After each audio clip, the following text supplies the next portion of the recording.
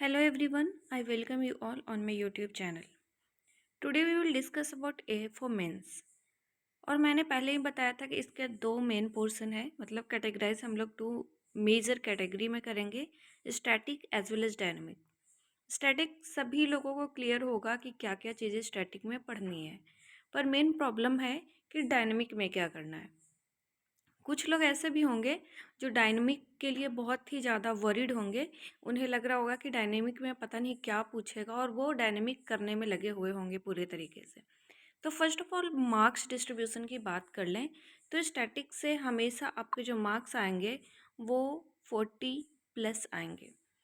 जो major portion होने वाला है ना, कहने का मतलब ये है कि वो स्टैटिक ही होने वाला है, और डायनेमिक है जो आपका सप्लीमेंट्री पोर्शन होने वाला है। इसे पूरे तरीके से आप इग्नोर करके मत जाओ।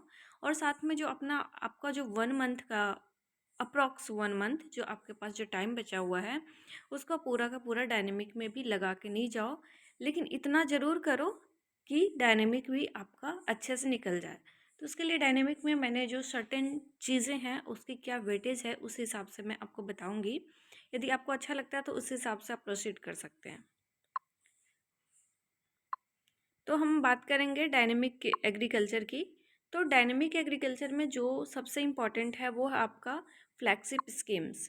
पीएम किसान है, उसमें कितने, एक्चुअली हम लोग इस पे भी वीडियो लेके आएंगे कौन कौन सी फ्लैगशिप स्कीम्स हैं और उसके कौन कौन से मोस्ट इम्पॉर्टेंट पॉइंट्स हैं, क्या क्या आपको ध्यान में रखने हैं कम से कम, उस पर भी डिस्कस करेंगे।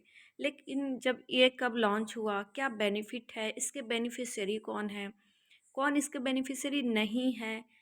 वैसे ही साथ में प्रधानमंत्री फसल बीमा योजना, जो कि तब से 2015 से अभी तक चली आ रही है, लेकिन स्टिल अभी तक ये गवर्नमेंट की बहुत ही इंस्पायरिंग स्कीम रही है और इससे क्वेश्चन आ जाते हैं। मेनली क्या क्वेश्चन आता है तो कि इसका प्रीमियम क्या है। एफओ में मेनली यही आता है, नाबार्ड में डिफरेंट टाइप के आते हैं बट एफओ में इसी टाइप के आता है। तो इस टाइप का आपको तैयारी करके जाना चाहिए। फ्लैगशिप गवर्नमेंट स्कीम्स बहुत ज़्यादा नहीं है, 20-25 होंगे जो आपको मेनली देखने के लिए मिलेगा। तो ये 25 क्वेश्चन को, 25 क्वेश्चन को यदि आप स्कीम्स को आप करके जाते हो तो मैक्सिमम चांसेस है कि उससे क्वेश्चन आपको मिलेंगे। साथ में एमएसपी एंड एफआरपी बिल्कुल ही मत छोड़ के जाना, क्योंकि ये क्वेश्चन है जो समझो आउट क्वेश्चन है, जो कि आने ही आने हर साल आ रहे हैं। तो एमएसपी कौन डिसाइड करता है, कौन रिकमेंड करता है, एमएसपी कौन से क्रॉप का सबसे ज़्यादा है, जो सबसे जो स्टेपल फूड्स हैं उसका एमएसपी क्या है, एफआरपी क्या है, ये आपको देख के जाना है। सबसे ज़्यादा एमएसपी हाइक कौन से क्रॉप की हुई है, इस टाइप के जो फैक्ट्स हैं उसको देख के जाना। बहुत ज़्यादा डीप में नहीं कि हर एमएसपी को ही रट के जा रहे हैं, बट जो इम्पॉर्टेंट है, जो हाईलाइटेड पॉइंट्स है, उसको करके जाना है। एग्रीकल्चर सेंसस, बहुत लोग कहते हैं एग्रीकल्चर सेंसस से कहाँ क्वेश्चन आता है। आता है। जो टाइप ऑफ क्वेश्चन फार्मर्स की बात करते हैं वो एग्रीकल्चर सेंसस का ही मेनली है, जिसको हम जनरली जनरल एग्रीकल्चर में भी पढ़ते हैं, इसीलिए समझ में नहीं आता। बट एग्रीकल्चर सेंसस करके जाओ, क्योंकि क्वेश्चन आने के चांसेस होते हैं, ऐसा नहीं है कि नहीं है। प्रोडक्शन एंड प्रोडक्टिविटी तो बिल्कुल से करके जाओ।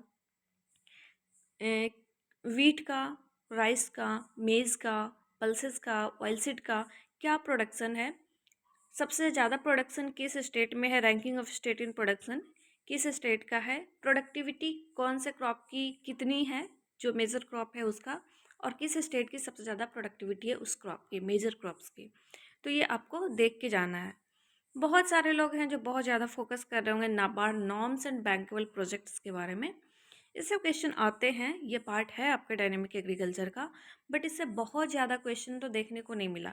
हाँ, कभी कभी इससे क्वेश्चन आते हैं बट ऐसे रेगुलरली नहीं मिला है। तो आप ये सब कर लो, उसके बाद फिर आप NABARD norms and bankable project में जाओ यदि टाइम बचता है तो। थोड़ा एक बार देख लो कि कितना मार्जिन रहना चाहिए, कितना सब्सिडी मिल रहा है, ओबीसी के लिए कितना है, एससी एसटी के लिए कितना है, वीमेन के लिए कितना है, जनरल का कितना है। एक मोटा मोटा जो पॉइंट्स है वो सब आप देख के जाओ। फिर न्यूली रिलीज्ड वैरायटी, मतलब ऐसा नहीं है कि हमेशा कोई भी वैरायटीज़ आप ऐसे देख के जा रहे हैं, लेकिन न्यूली रिलीज्ड वैरायटी जो कि बहुत ही इंपॉर्टेंट है, इस टाइप का कोई भी किसी भी क्रॉप की वैरायटी आ रही है तो उसे आप देख के जाओ।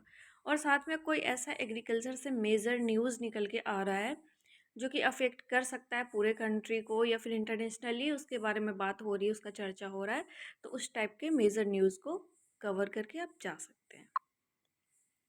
साथ में बात करते हैं अलाइड एग्रीकल्चर की, क्योंकि एग्रीकल्चर तो आप लोग कर रहे होंगे, लेकिन अलाइड में क्या क्या चीज़ें हैं जो कि आपको छोड़ के नहीं जाना। तो सबसे पहले तो आता है एनिमल हस्बेंड्री, उसको छोड़ के नहीं जा सकते। एनिमल हस्बेंड्री प्लस डेयरी आपको करके जाना है किसी भी ऑथेंटिकेटेड सोर्स से। उसके बाद फिर फिशरी है। फिशरी का वीडियोस आपको मेरे जो यूट्यूब चैनल है उस पर भी आपको मिल जाएगा। एपीकल्चर का तो पर्टिकुलरली मैंने ही बनाया है, एपीकल्चर आप वहाँ से करके जाओ। And I am damn sure कि उससे ज़्यादा कुछ भी नहीं पूछने वाला। वो 15-20 मिनट का वीडियो है, आप देखो, एक बार दो बार देखो, आपका एपीकल्चर हो जाएगा। साथ ही साथ सेरीकल्चर और लैक कल्चर का भी मेरा बना हुआ है, आप जाके प्लेलिस्ट भी चेक कर सकते हैं, allied agriculture by Sonal ma'am में से करके। तो आपको सेरीकल्चर एंड लैग कल्चर भी वहाँ पे मिल जाएगा। साथ में बेसिक्स ऑफ फॉरेस्ट्री है, वो भी करके जाना है। बेसिक ऑफ फॉरेस्ट्री मतलब सच सच में बेसिक्स ही पूछते हैं ये, कि अर्बोरिकल्चर क्या होता है, या फिर ये कुछ वो डेफिनेशन ही दे दिया और बोलेंगे कि बताओ ये क्या है, या तो फिर वो क्वेश्चन टर्म दे देंगे और बोलेंगे इसको डिफाइन करो, पुलार्डिंग क्या है। लिस्ट आपके छोटे छोटे छोटे छोटे क्वेश्चंस हैं फॉरेस्ट्री से, वो आते हैं, वो दिखते हैं, तो वो करके जाना है। जो क्वेश्चन एकदम करने लायक नहीं है उसके पीछे मत भागो, जो मेजर क्वेश्चन है, जो मेजर पोर्शन है जो कि करने लायक है उसके पीछे भागो और उसको पहले करो। यदि फिर भी टाइम बचता है और लगता है कि इधर से मैं कंप्लीट हूँ, मैं लगभग कर चुका हूँ, तो फिर वो पोर्शन आप जाके देखो। Thank you so much. यदि वीडियो पसंद आया हो तो please like, share and subscribe.